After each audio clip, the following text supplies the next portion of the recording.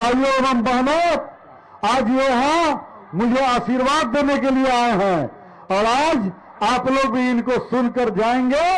और 6 तारीख को 2 नंबर पर कमल निशान है, उस कमल निशान का बटन दबा करके मुजफ्फरपुर से कमल के फूल को खिलाना है। और भाइयों एवं बहनों, हम आज यही अपील करना चाहते हैं कि आपका शहर, जो शहर 5 वर्षों से अस्वस्थ है, आज मोदी जी और योगी जी के आशीर्वाद से पनपने जा रहा है। तो आप लोग मोदी जी को और योगी जी को आशीर्वाद हमको देंगे ताकि हम यहां से चुनाव जीतकर बिहार में जाकर इनके यहां मुजफ्फरपुर के प्रतिनिधित्व कर सके। हम समझ रहे हैं कि आप सभी लोग योगी जी को सुनना चाह रहे हैं, तो हम आप लोगों के बीच में बाधा नहीं बनना चाहते हैं और हम चाहते हैं कि आप उनको सुने। एक बार बोलिए, योगी आदित्यनाथ जिंदाबाद, योगी आदित्यनाथ जिंदाबाद, भारतीय जनता पार्टी जिंदाबाद। बहुत बहुत धन्यवाद। अब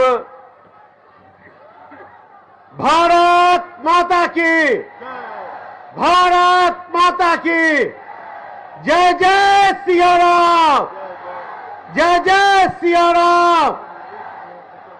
बाबा महाराज की, योगी महाराज की। आज इस मुजफ्फरपुर के पावन धरती पर और बाबा विश्वनाथ के धरती से आए उत्तर प्रदेश के मुख्यमंत्री और भारतीय जनता पार्टी के वरिष्ठ नेता, हिंदू हृदय सम्राट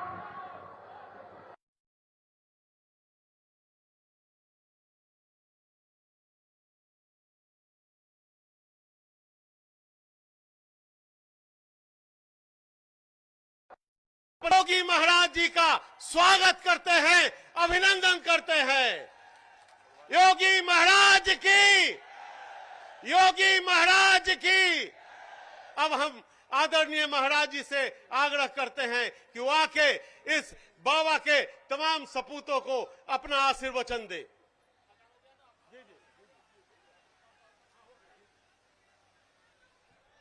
भारत माता की, योगी आदित्यनाथ जिंदाबाद, भारतीय जनता पार्टी जिंदाबाद। सियावर रामचंद्र भगवान की, सियावर रामचंद्र भगवान की। जगत जननी मां भगवती जानकी की, जगत जननी मां भगवती जानकी की। जयकारा वीर बजरंगी, हर हर महादेव। बाबा गरीबनाथ की इस पावन धरा को कोटि कोटि नमन करते हुए मैं आज के इस चुनावी जनसभा में आप सभी मुजफ्फरपुर से जुड़े हुए बहनों और भाइयों का हृदय से स्वागत करता हूं, अभिनंदन करता हूं। बहनों और भाइयों, आज की इस चुनावी सभा में उपस्थित यहां के लोकप्रिय सांसद और केंद्रीय मंत्री डॉक्टर राजभूषण चौधरी जी, उत्तर प्रदेश सरकार के परिवहन मंत्री श्री दयाशंकर सिंह जी, महापौर मुजफ्फरपुर श्रीमती निर्मला साहू जी, मध्य प्रदेश के पूर्व गृह मंत्री श्री नरोत्तम मिश्रा जी, आज के इस कार्यक्रम में उपस्थित भारतीय जनता पार्टी के जिलाध्यक्ष श्री विवेक कुमार जी, जिला प्रभारी रमेश श्रीवास्तव जी, मुकेश शर्मा जी, हरिमोहन चौधरी जी, धर्मेंद्र कुशवाहा जी, रामेश्वर कुशवाहा जी, रामबाबू कुशवाहा जी, डॉक्टर मोनालिसा जी, फेकूराम जी, दीपक बंका जी, रंजीत सानी जी, विकास गुप्ता जी, नंद किशोर जी और चुलबुल साही जी, और जिनके लिए आशीर्वाद मांगने के लिए हम आए हैं, एनडीए के प्रत्याशी श्री रंजन कुमार जी और उपस्थित बहनों और भाइयों, मुजफ्फरपुर मिथिला साम्राज्य की अत्यंत प्राचीन स्थली के रूप में जानी जाती है। यहीं से कुछ दूरी पर सीतामढ़ी में मां जानकी का जन्म हुआ था। महाराज जनक, जिन्हें विधेय राज के रूप में पूरी दुनिया जानती है, ऐसी पावन धरा जहां पर बाबा गरीबनाथ बिहार के देवघर के रूप में, जिनकी अपनी बाबा धाम के रूप में अपनी पहचान है, ऐसी पावन धरा को मैं कोटि कोटि नमन करते हुए आज इस मुजफ्फरपुर की धरती को आप सभी उपस्थित बहनों और भाइयों से अपील करने के लिए आया हूं। बहनों और भाइयों, आखिर कौन से वे कारण हैं जिसके कारण बिहार के सामने 2005 के पहले पहचान का संकट खड़ा हुआ था? अगर आप उसकी तह में जाएंगे तो आपको दिखाई देगा 1992 से लेकर के 2005 के बीच में यही वह बिहार है जिस बिहार में जाति के आधार पर समाज को बांटने का जो गंदा खेल हुआ था, उस जातीय विभाजन ने किस तरीके से पूरे बिहार के अंदर जातीय संघर्षों को और नरसंहार को अंजाम दिया था। अकेले आरजेडी के शासन काल में 60 से अधिक जातीय नरसंहार की दुर्दांत घटनाएं घटित हुई थी। पर्व और त्योहारों के पहले दंगों की आड़ में पर्व और त्योहार के उत्सव और माहौल को दूषित कर दिया गया था। हर जाति की अपनी जात आर्मी बन गई थी। अपहरण एक उद्योग बन चुका था। 1992 से लेकर के 2005 के बीच में आरजेडी शासन के समय में बिहार के अंदर 30,000 से अधिक अपहरण की घटनाएं घटित हुई थी। कोई व्यापारी, कोई जमींदार, कोई उद्यमी, कोई डॉक्टर, कोई इंजीनियर बिहार के अंदर सुरक्षित नहीं था। और गोलू अपहरण कांड, कैसे बच्चे भी सुरक्षित नहीं थे, यह भी आज हम सबको वे घटनाएं स्मरण हो आती हैं, क्योंकि मुजफ्फरनगर गोरखपुर से दूर नहीं है, उत्तर प्रदेश से दूर नहीं है। यहां के लोगों का मुख्य बाजार या तो मुजफ्फरपुर है या फिर गोरखपुर। और हम लोग जब उन घटनाओं को देखते थे तो खून खौलता था कि एनडीए की सरकार आती तो इनको ठिकाना लगाते, इन माफिया और इन गुंडों को। और बहनों और भाइयों, उस समय क्या स्थिति थी? 6 बजे के बाद 1992 से लेकर के 2005 में बिहार के अंदर कर्फ्यू जैसा माहौल हो जाता था। और तब पटना हाई कोर्ट ने टिप्पणी की थी कि सरकार का संचालन गुंडों के द्वारा किया जा रहा है, नौजवानों के साथ खिलवाड़ होता था, पेपर लीक एक धंधा हो गया था और गरीबों को तो राशन नहीं मिल पाता था, लेकिन जानवरों का राशन भी चारा घोटाले के नाम पर 900 करोड़ का चारा घोटाला इसी बिहार की धरती में हुआ था। बहनों और भाइयों, कोई आईएएस, कोई आईपीएस, कोई आईएफएस बिहार में कार्य करने को तैयार नहीं था, क्योंकि उस समय के मुख्यमंत्री के पीकदान को कौन अधिकारी लेकर के ढोए, ये तो बिहार की पहचान हो गई थी। तो बिहार के डीजीपी को मुंशी बोल करके बुलाते थे, चीफ सेक्रेटरी को बाबू बोल करके बुलाते थे। बिहार की पहचान आरजेडी और कांग्रेस ने के इस नापाक गठबंधन ने तार तार करके रख दिया था। बिहार के नौजवानों के सामने पहचान का संकट। बिहार के अन्नदाता किसान प्लान करने के लिए मजबूर हो गए थे, कोई उद्यमी उद्यम लगाने को तैयार नहीं था, व्यापारी प्लान करने के लिए तैयार बैठा हुआ था।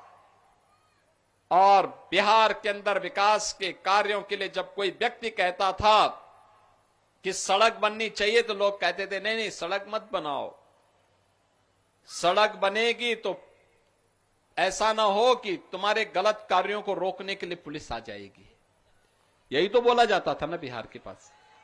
लेकिन बहनों और भाइयों, जो बिहार के अंदर उस समय था, जातीय हिंसा, रोड चोरी, तालाब चोरी, पुल चोरी, बूथ चोरी, ये आरजेडी का मॉडल था बिहार का। आरजेडी यही करती थी। ये लोग बिहार के अंदर किस प्रकार का माहौल पैदा किए थे? खानदानी लुटेरों ने खानदानी माफियाओं को जन्म दिया और वही फिर से ये लोग दोहराना चाहते हैं। आज जब बिहार अपने गौरव की पुनर्स्थापना के लिए एनडीए की डबल इंजन की सरकार प्रधानमंत्री मोदी जी के नेतृत्व में और बिहार में नीतीश बाबू के नेतृत्व में बिहार जब अपनी पहचान को फिर से स्वर्णिम बिहार के रूप में बनाने के लिए तेजी के साथ आगे बढ़ा है, तो इन लोगों को अच्छा नहीं लग रहा है। क्या नहीं है आज बिहार में? कनेक्टिविटी, सड़क की कनेक्टिविटी, 4 लेन, 2 लेन, सिंगल लेन की सड़कें, रेलवे की कनेक्टिविटी, एयर कनेक्टिविटी। मुझे याद है 2020 के पहले एक बार मैं गोरखपुर से दरभंगा की तरफ जा रहा था, 12-14 घंटे लगे थे। और बहनों और भाइयों, आज मैं लखनऊ से चला हूं, मात्र 45 मिनट में मैं दरभंगा पहुंच गया। एयर कनेक्टिविटी, इनलैंड वाटरवे यानी जल मार्ग की सुविधा, हल्दिया से पटना होते हुए अयोध्या तक और प्रयागराज तक जल मार्ग की सुविधा भी। बिहार के अन्नदाता किसानों की उपज को, यहां के मखाना को दुनिया के मार्केट तक पहुंचाया जा सके, सस्ते में पहुंचाया जा सके और मुनाफा यहां का व्यापारी और यहां का किसान कमा सके। मखाना बोर्ड का निर्माण करने के साथ ही जल मार्ग की सुविधा, कार्गो की सुविधा, ड्राई पोर्ट की सुविधा और बिहार और उत्तर प्रदेश के साथ बेहतर कनेक्टिविटी हो सके, इसके लिए तो हमारे परिवहन मंत्री वे बिहार के ही रहने वाले हैं। उत्तर प्रदेश मंत्री बिहार उत्तर प्रदेश में है, रहने वाले बिहार के हैं और इसीलिए कैंप कर रहे हैं कि बिहार की कनेक्टिविटी को बेहतर बनाने के लिए अब उत्तर प्रदेश से भी योगदान देंगे। और इसलिए बहनों और भाइयों, आज मैं आपके पास आया हूं कहने के लिए, आज बिहार के पास आईएम है, एम्स है, मेडिकल कॉलेजेस की श्रृंखला है, इंजीनियरिंग कॉलेजेस की श्रृंखला है। आज बिहार में विकास का वह सब कार्य हो रहा है जो बिहार के नौजवानों के सामने एक नई पहचान उन्हें प्रदान कर रहा है। अन्नदाता किसान को प्रधानमंत्री किसान सम्मान निधि का लाभ मिल रहा है। व्यापारी को व्यापारी सुरक्षा की गारंटी मिल रही है। उद्यमी को निवेश की गारंटी मिल रही है। और बिहार आज बेहतर और स्वर्णिम बिहार की मौर्य काल की याद को फिर से स्मरण कराते हुए अपने उस गौरव के साथ आगे बढ़ रहा है जिस बिहार ने कवि महात्मा बुद्ध को ज्ञान प्रदान किया था, जिस बिहार ने महावीर जैन को जन्म दिया था, जिस बिहार में महाराज कामेश्वर सिंह जैसे राजाओं ने शासन व्यवस्था को शिक्षा के साथ, संगीत के साथ, संस्कृति के साथ, कला और अध्यात्म के साथ जोड़ने का काम किया था। ये वही धरती है जहां पर मिथिला और भोजपुरी संस्कृति को छठ गीतों के माध्यम से पद्म पुरस्कार से सम्मानित शारदा सिन्हा ने वैश्विक पहचान दिलाने का काम किया था। ये वही बिहार को उसकी पहचान दिलाने का काम हो रहा है जिस बिहार को आरजेडी ने पहचान का मोहताज बनाया था, अपराध के गढ़ के रूप में स्थापित किया था। आज बहन और भाइयों, 2020 में जब मैं आया था तब मैंने कहा था ना कि अब नारा नहीं, अब हकीकत बनेगा कि रामलला हम आएंगे, मंदिर वहीं बनाएंगे। अयोध्या में राम मंदिर बन गया ना, कोई संदेह है क्या? और अब तो सीतामढ़ी में भी मां जानकी का भव्य मंदिर का निर्माण हो रहा है। आप मुझे बताओ, ये मंदिर का निर्माण क्या लालू एंड कंपनी करती क्या? क्या ये लोग करते क्या? क्या आरजेडी करती? क्या कांग्रेस करती? क्या समाजवादी पार्टी करती? ये तो मोदी जी के नेतृत्व में एनडीए ही ये काम कर सकता है। विरासत का भी सम्मान और विकास भी और सुरक्षा भी और समृद्धि भी, यानी विकास और विरासत भी, समृद्धि और सुरक्षा भी, ये केवल एनडीए दे सकता है। देश के अंदर मोदी जी, बिहार के अंदर नीतीश बाबू के नेतृत्व में काम तेजी के साथ आगे बढ़ रहा है और स्वर्णिम बिहार की ओर हम आगे बढ़ रहे हैं। और बहन और भाइयों, यही कहने के लिए मैं आपको याद दिलाने के लिए आया हूं। आपने गांधी जी के 3 बंदरों की बात सुनी होगी ना, सुना है ना? गांधी जी के 3 बंदर थे, लेकिन गांधी जी ने उनको सिखाया था बुरा मत देखो, बुरा मत सुनो और बुरा मत बोलो। लेकिन आज इंडी गठबंधन का जो महागठबंधन बना है, अपनी ठगी के महाजाल को फैलाने के लिए इनके 3 बंदर पप्पू के रूप में, टप्पू के रूप में और अप्पू के रूप में पूरे बिहार को फिर से पहचान के संकट के दौर से गुजारने का काम कर रहे हैं। एक सच बोल नहीं सकता, एक सच सुन नहीं सकता और एक सच देख नहीं सकता। यानी इन लोगों की एक परंपरा बन गई है, कैसे भारत को अपमानित किया जाए, कैसे भारत की पहचान सनातन को अपमानित किया जाए, कैसे दंगों की बाढ़ में फिर से बिहार को, यूपी को झोंका जाए। हमने तो माफिया का उपचार कर दिया है और ऐसा उपचार किया है, ऐसा उपचार किया है। ये बुलडोजर है ना, ये यूपी के अंदर माफिया को चांप चांप करके हाँपने के लिए मजबूर कर दिया है।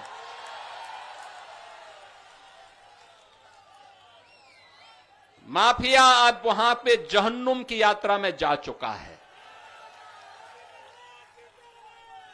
आप यूपी में अपहरण नहीं होता, यूपी में अब अपराध भी नहीं है और दंगा भी नहीं है, यूपी में अब सब चंगा है।